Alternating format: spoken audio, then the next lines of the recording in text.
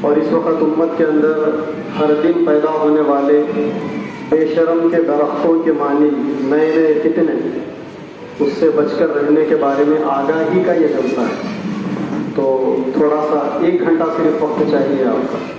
ابھی ہمارے حضرت تشریف لائیں گے، حضرت کی تشریف آوری سے پہلے میں مجمع میں بیٹھے ہوئے ہمارے علاقے کے جو علماء کرام ہیں، مولانا عبداللہ صاحب ہیں، مفتی زکریا صاحب ہیں، مفتی خلیل صاحب ہیں، مفتی نوشاد علی اویس صاحب ہیں، اور بھی ہیں، حافظ خواجہ عقیل صاحب ہیں، ان سے گزارش کروں گا اسٹیج پر تشریف لائیں۔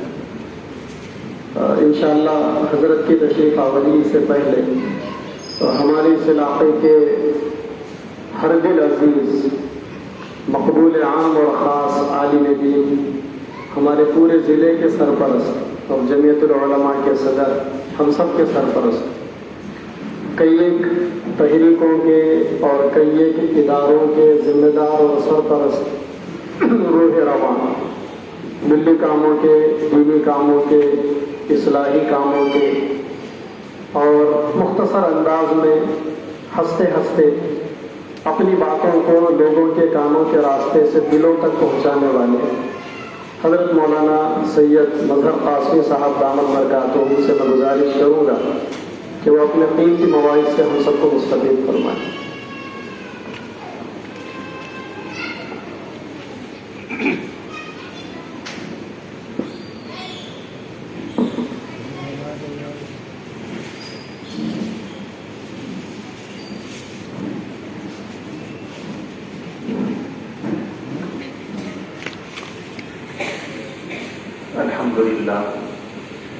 الحمد للہ وحدہ والصلاة والسلام علی من لا نبی بعدہ، اما بعد۔ عزت و احترام کے لائق بزرگوں، بھائیوں اور عزیز بہنوں، بہت دیر سے کافی مفید باتیں ہم لوگ سن رہے تھے۔ حقیقت یہ ہے کہ ایک ہے ہمارے جسم میں دل، اور باقی ہاتھ اور پیر ہیں جسم کے دوسرے حصے ہیں۔ اگر دل بیمار ہو جائے، اسے نقصان پہنچے، تو ہاتھ اور پیر صحیح سلامت بھی رہیں تب بھی آدمی مر جاتا ہے،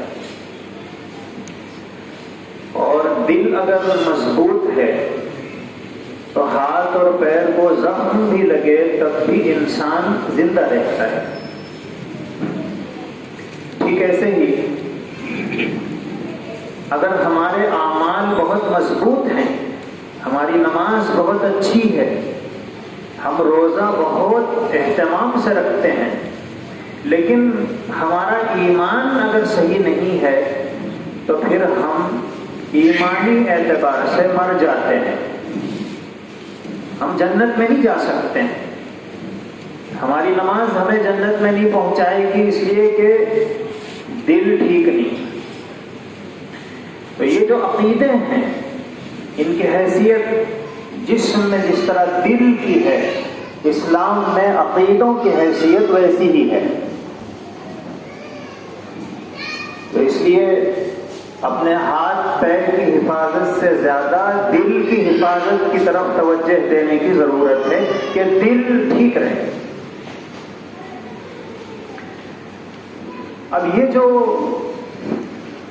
اسلام کے عقیدے ہیں جس کے بغیر آدمی مسلمان باقی نہیں رہتا ہے، ان میں ایک اہم ترین عقیدہ ہے، وہ عقیدہ ختم نبوت ہے۔ اس کا کیا مطلب ہے؟ اس کا مطلب یہ ہے کہ حضرت آدم علیہ السلام کے زمانے سے ایک کے بعد ایک، اور پھر ان کے بعد جیسے جیسے ضرورت پڑتی رہی اور انسان صحیح راستے سے بھٹکتے رہے، تو اللہ نے ایک نئے نبی کو بھیج دیا۔ ایسا بھی ہوا کہ ایک ہی زمانے میں کئی نبی رہے۔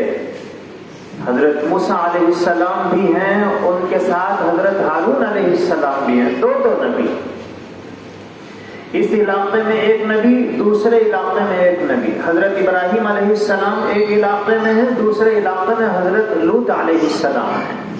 تو ایک ایک وقت میں اللہ نے کئی نبیوں کو بھیجا کہ انسانوں کو ٹھیک کرنا ہے۔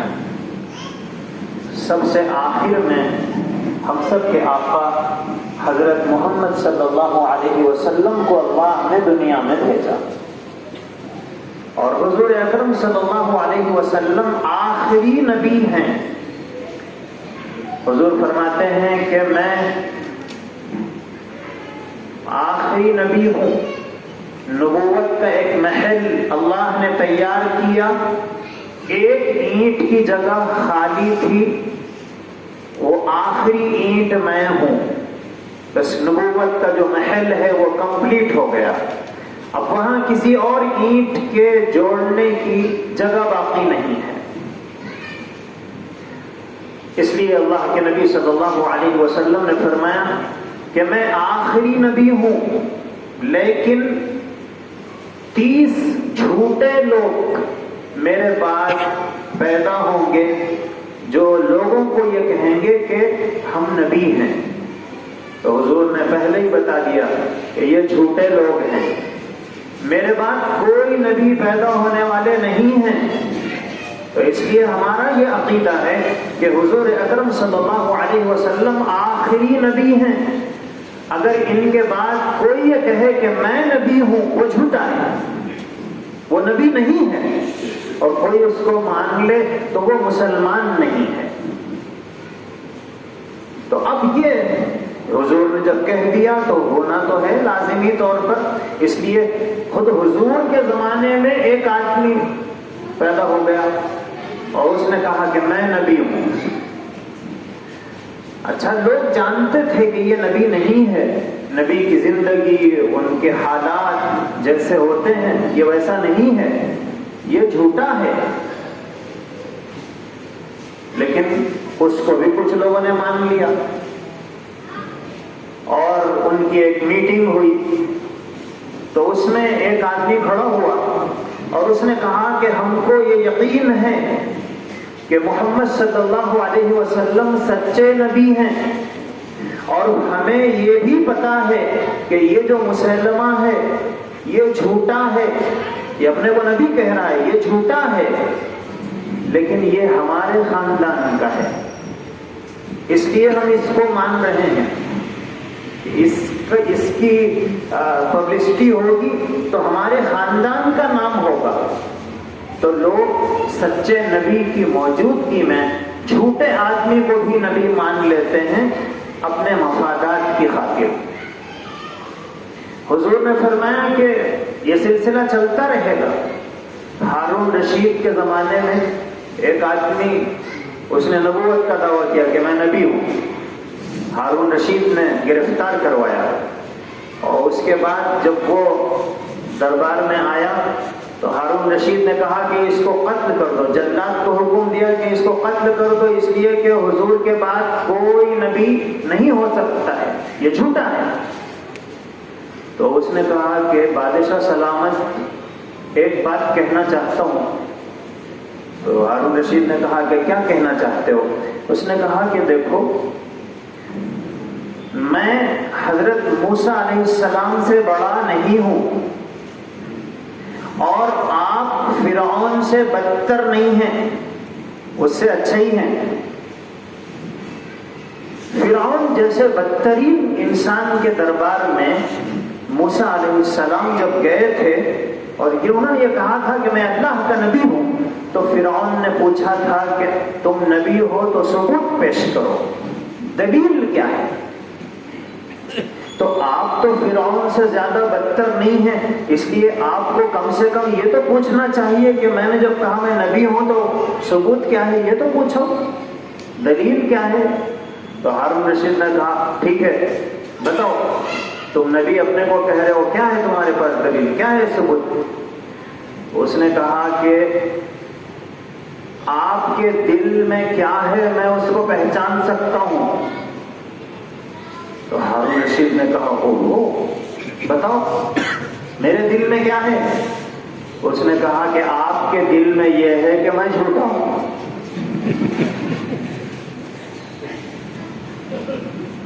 میں پہچان لیا اس لیے میں نبی ہوں، جھوٹا ہوں یہ دل میں ہے اور ورنہ میں نبی ہوں، میں سچا ہوں۔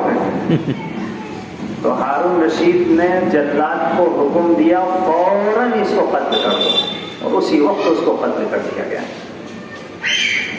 مرد تو مرد ہیں، عورتیں بھی اس میدان میں پیچھے نہیں رہی۔ ایک عورت اس نے سجا نام کی، اس نے دعویٰ کر دیا کہ میں نبی ہوں۔ اب ظاہر ہے کہ نبی تو نہیں، نبیہ ہوں۔ تو لوگوں نے کہا کہ حضور کی حدیث ہے کہ میرے بعد کوئی نبی نہیں ہوگا، تو تم کیسے نبی ہو؟ اس نے کہا عربی آتی ہے تم لوگوں کو؟ بولے آتی ہے۔ حضور نے کیا کہا؟ میرے بعد کوئی نبی نہیں ہوگا، میں نبی کا ہوں، میں تو نبی ہوں۔ اچھا یہ جھوٹی نبیہ اور وہ جھوٹے نبی دونوں بھی ایک ہی زمانے میں تھے، تو یہ لوگ سوچے کہ بھی ہماری آپس میں بھی تو بیٹھک اور میٹنگ ہونا چاہیے۔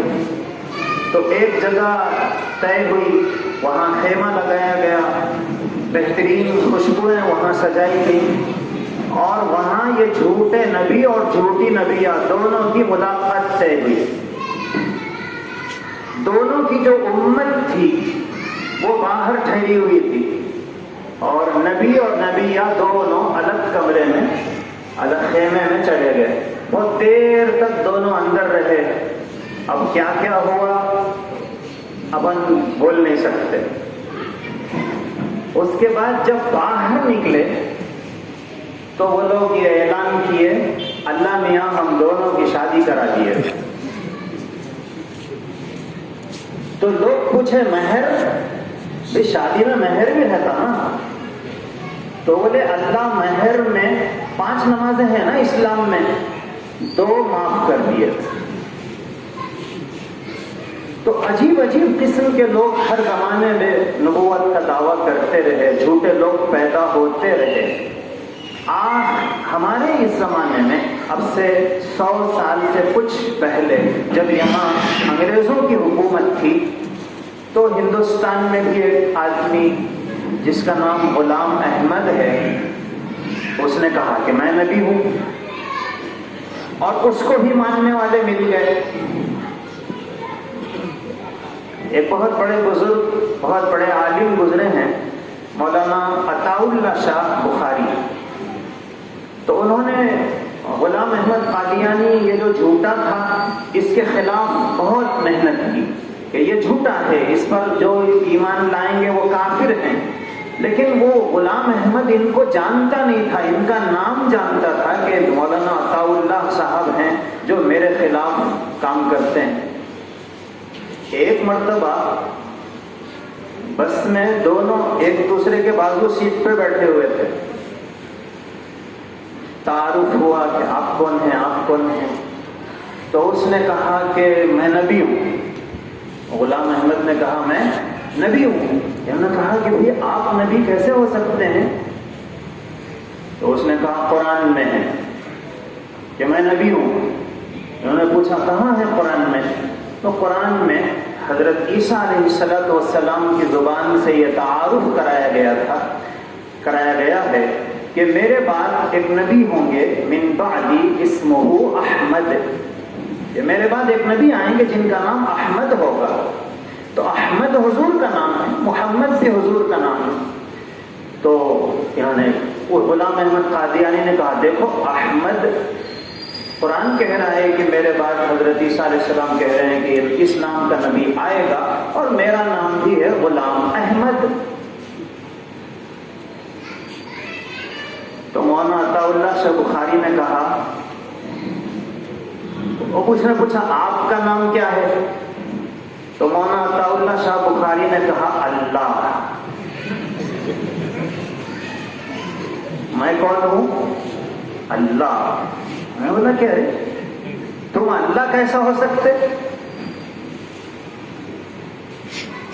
مولانا عطا اللہ شاہ بخاری نے کہا کہ تم احمد کیسا ہو سکتے، تم غلام احمد ہیں۔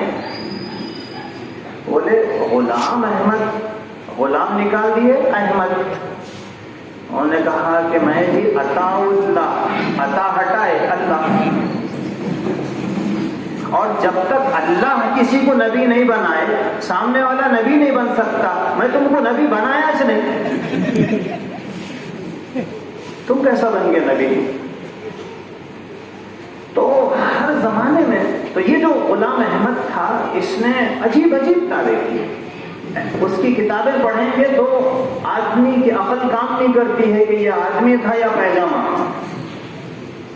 عجیب باتیں اس نے کہی۔ کبھی اس نے کہا کہ میں حضرت مریم ہوں اور مجھے ہر مہینہ پیریڈ بھی آتا ہے، ناپاکی کے جو دن رہتے نا وہ دنوں میں میرے کو بھی ناپاکی آتی ہے۔ اور کبھی اس نے کہا کہ میں حضرت عیسیٰ علیہ السلام جو تھے نا آنے والے وہ میں ہوں۔ کبھی اس نے کہا کہ حضرت مہدی جو آنے والے تھے وہ میں ہوں۔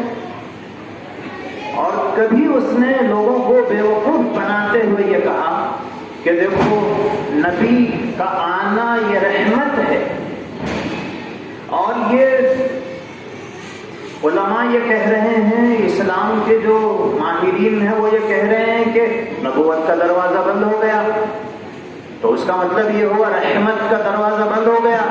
اور میں کہہ رہا ہوں کہ نہیں، رحمت کا دروازہ کھلا ہوا ہے، نبی آئیں گے، نبی اللہ کی رحمت ہے، میں آ گیا اللہ کی رحمت ہوں۔ تو علماء نے بہت اچھے انداز میں یہ بات سمجھائی ہے کہ دیکھو ہمیشہ ہر چیز کی ضرورت نہیں پڑتی ہے۔ بچہ چھوٹا ہے تو اس کے جو کرتے کا سائز ہوتا ہے وہ بہت چھوٹا رہتا ہے، جیسے جیسے بڑا ہوتا سائز بڑھتا رہتا، اس کے بعد پھر ایک ایسی عمر آتی ہے کہ وہاں سائز ڈیسائیڈ ہو جاتا، اب اس کے بعد اس کا جسم بڑھتا نہیں۔ اب خالی ٹیلر کو میں 3 سال پہلے ناپ لیا تھا نا، وہ کپڑا بھیجا نا سی دو بولے تو سی دیتا ہوں، 3 سال پہلے بھی جیسے تھے اب بھی ویسے ہی رہتے، سائز ڈیسائیڈ ہو گیا، اب یہ مرنے تک چلتے رہتا سائز۔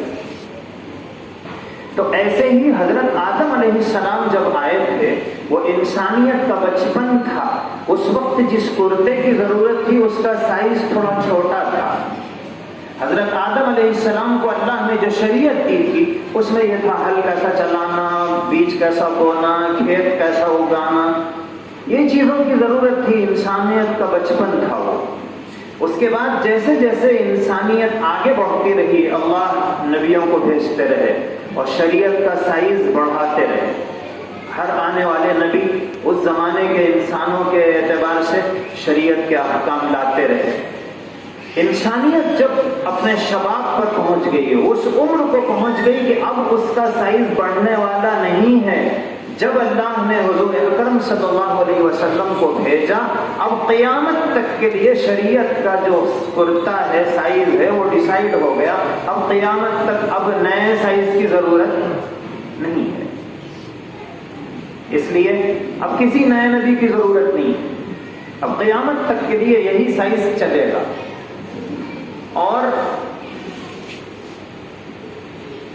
اگر نئے، اس نے کہا کہ نبی کا آنا رحمت ہے، اور حقیقت یہ ہے کہ ختم نبوت حضور آخری نبی ہیں، یہ بہت بڑی نعمت ہے، یہ بہت بڑی رحمت ہے، اس سے بڑی نعمت کا تصور نہیں کر سکتے۔ ایک مرتبہ حضرت عمر فاروق رضی اللہ عنہ سے ایک یہودی نے کہا تھا کہ آپ کے قرآن میں ایک آیت ایسی ہے، اگر وہ آیت ہماری کتاب میں ہوتی تو جس دن وہ آیت نازل ہوئی اس دن کو ہم عید کا دن بناتے، ہمیشہ اس دن عید کرتے۔ تو حضرت عمر نے پوچھا کون سی آیت؟ تو اس نے کہا الیوم اکملت لکم دینکم وَأَتْمَمْتُ عَلَيْكُمْ نِعْمَتِي وَرَضِيتُ لَكُمُ الْإِسْلَامَ دِينًا۔ اللہ نے قرآن میں صاف اعلان کر دیا الْيَوْمَ أَكْمَلْتُ لَكُمْ دِينَكُمْ، آج میں نے تمہارے دین کو مکمل کر دیا، اب اس میں کسی اضافے کی گنجائش نہیں ہے۔ وَأَتْمَمْتُ عَلَيْكُمْ نِعْمَتِي، میں نے اپنی نعمت تم پر تمام کر دی، اور میں اب قیامت تک کے لیے اسلام سے راضی ہو گیا۔ تو یہ اعلان کہ دین کمپلیٹ ہو گیا، نہ تورات میں اللہ نے کیا، نہ انجیل میں کیا، نہ زبور میں کیا، کسی کتاب میں اللہ نے یہ اعلان نہیں کیا تھا، قرآن میں یہ اعلان ہوا کہ دین مکمل ہو گیا۔ تو حضرت عمر نے کہا کہ تم جو کہہ رہے ہو کہ یہ آیت جس دن نازل ہوتی ہم عید کا دن بنا لیتے، یہ آیت جس دن نازل ہوئی وہ ہماری عید ہی کا دن تھا۔ یہ میدان عرفات میں عرفات کی 9 تاریخ کو اللہ نے یہ آیت نازل فرمائی، اور عرفہ کا جو دن ہے یوم عرفہ جو ہے وہ مسلمانوں کے لیے بہت بڑا دن ہے۔ یہ جو حضور کا آخری نبی ہونا یہ بہت بڑی نعمت ہے۔ کتنی بڑی نعمت ہے اسے علامہ اقبال نے بڑے اچھے انداز میں سمجھایا۔ دیکھو، جب بھی کوئی نبی، پہلے حضرت موسیٰ علیہ السلام تھے، ان کے ماننے والے تھے، ان کی امت تھی۔ اس کے بعد اللہ نے حضرت عیسیٰ علیہ السلام کو بھیجا۔ تو اب مسلمان کون ہیں؟ جو حضرت عیسیٰ علیہ السلام کو مانیں گے وہ مسلمان ہیں، اور جو حضرت عیسیٰ علیہ السلام کو نہیں مانیں گے وہ اسی وقت کافر ہو جاتے ہیں، حالانکہ تھوڑی دیر پہلے مسلمان تھے۔ حضرت موسیٰ علیہ السلام کے امتی ہیں نا۔ تو جیسے ہی نئے نبی آتے ہیں ان پر ایمان لانا ضروری ہے، اور اگر نہیں لائیں گے تو پہلے سے مسلمان تھے لیکن اب کافر ہو جائیں گے۔ اور پوری تاریخ یہ بتاتی ہے کہ پچھلے نبی کی موجودگی میں جب کوئی نئے نبی آتے ہیں تو پہلے نبی کی ساری امت ان پر ایمان نہیں لاتی، یہ انسانوں کی فطرت ہے۔ تو حضور اکرم صلی اللہ علیہ وسلم کے بعد اب حضور کے ہم امتی ہیں، کروڑوں اربوں کی تعداد میں ہم سب مسلمان ہیں۔ اگر اللہ نئے نبیوں کے بھیجنے کا سلسلہ جاری رکھتے اور کوئی نئے نبی آتے تو ہم لوگ سب ان پہ ایمان نہیں لاتے تھے، اس لیے کہ انسانی تاریخ میں ایسا کبھی بھی نہیں ہوا۔ اب جو اس نئے نبی کو مانتے وہ مسلمان رہتے اور ہم سب کافر ہو جاتے۔ اللہ نے نبوت کے سلسلے کو بند کر کے اور حضور کو آخری نبی بنا کر ہم سب پر، پوری دنیا کے مسلمانوں پر اتنا بڑا احسان کیا، اتنی بڑی نعمت دی کہ اب ہم کبھی بھی کافر نہیں ہوں گے، اس لیے کہ نئے نبی آئیں گے نہیں، ان کے ماننے کا سوال نہیں ہے اور نہیں ماننے پہ کافر ہونا نہیں ہے۔ تو ساری دنیا کے مسلمانوں کا ایمان اللہ نے بچانے کا انتظام کیا حضور کو آخری نبی بنا کر، اس لیے حضور نے فرمایا میں آخری نبی ہوں اور تم آخری امت ہو۔ اس لیے یہ بہت بڑی نعمت ہے عقیدہ ختم نبوت۔ لیکن جو جتنی بڑی دولت ہوتی ہے اس کو لوٹنے والے اتنے ہی دنیا میں موجود ہوتے ہیں، اس لیے ہر زمانے میں ایسے لوگ پیدا ہوتے رہیں گے، ہوئے ہیں، جو ہمارے اس عقیدے کو چھیننا چاہیں گے کہ تمہارا یہ جو عقیدہ ہے کہ حضور آخری نبی ہیں، ایسا نہیں ہے، ہم نبی آ گئے۔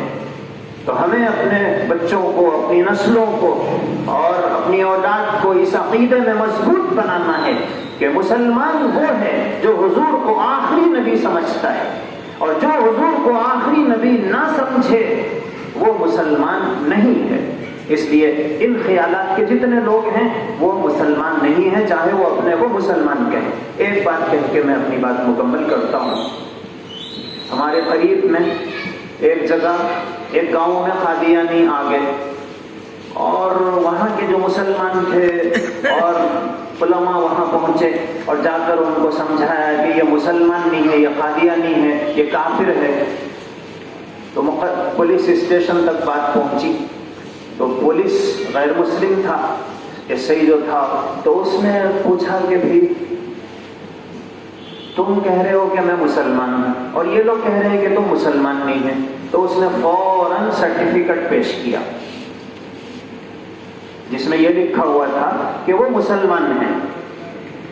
تو ایس آئی نے جیسے ہی دیکھا سرٹیفکیٹ تو کہا کہ یہ تو مسلمان ہے، پکا مسلمان ہے، اس کے پاس تو سرٹیفکیٹ ہے اور تم لوگ بول رہے ہیں مسلمان نہیں ہے۔ تو وہ جو جتنے لوگ گئے تھے اس میں ایک صاحب، ان کو فوراً سمجھ میں آیا کیا بولنا چاہیے، تو انہوں نے کہا کہ ایسے ہی صاحب میری بات سنیے، آپ کو معلوم ہے آپ بھی ہمارے گاؤں کے ہی ہیں، ہم لوگ سب مسلمان ہیں نہیں ہیں؟ وہ بولا کہ ہیں۔ تو یہ بولے ہم میں سے کسی کے پاس بھی سرٹیفکیٹ نہیں ہے، ہم مسلمان ہیں بول کے سرٹیفکیٹ نہیں ہے، اس واسطے کہ جو اصلی رہتا اس کو کاغذ کے پرندوں کی ضرورت نہیں ہے، جو ڈپلیکیٹ رہتا انہیں کاغذ کے ذریعے اپنے کو اصلی ثابت کرنے کی کوشش کر رہا، یہ ڈپلیکیٹ ہے اس واسطے کاغذ لے کے پھر رہا ہے میں مسلمان ہوں۔ ہم لوگ اصلی مسلمان ہیں، آپ پوچھیں ان میں سے کس کے پاس سرٹیفکیٹ ہے کیا؟ سب بولے جس کے پاس بھی نہیں ہے۔ تو یہی پہچان ہے اس کے ڈپلیکیٹ ہونے کی، انہیں سرٹیفکیٹ لے کے گھما رہا لوگوں کو۔ تو ایسے ہی کو سمجھ میں آیا، ارے بات تو صحیح ہے۔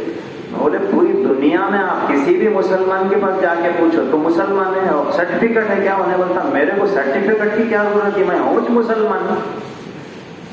تو بہرحال حضرت تشریف لا چکے ہیں، ہمیں بہت قیمتی باتیں اور نصیحتیں سننا ہے۔ اللہ سے دعا ہے اللہ تعالیٰ یہ جو مسابقہ رکھا گیا ہے، جن بچیوں نے حصہ لیا اور جن منتظمین کی طرف سے یہ مسابقہ منعقد ہوا ہے، اللہ سب کی عمروں میں، صحت میں، ایمان میں ترقی اور برکت عطا فرمائے اور یہ سلسلہ ہمیشہ جاری رہے تاکہ ہماری نسلوں کے ایمان کے تحفظ کا انتظام ہو سکے۔ السلام علیکم ورحمۃ اللہ۔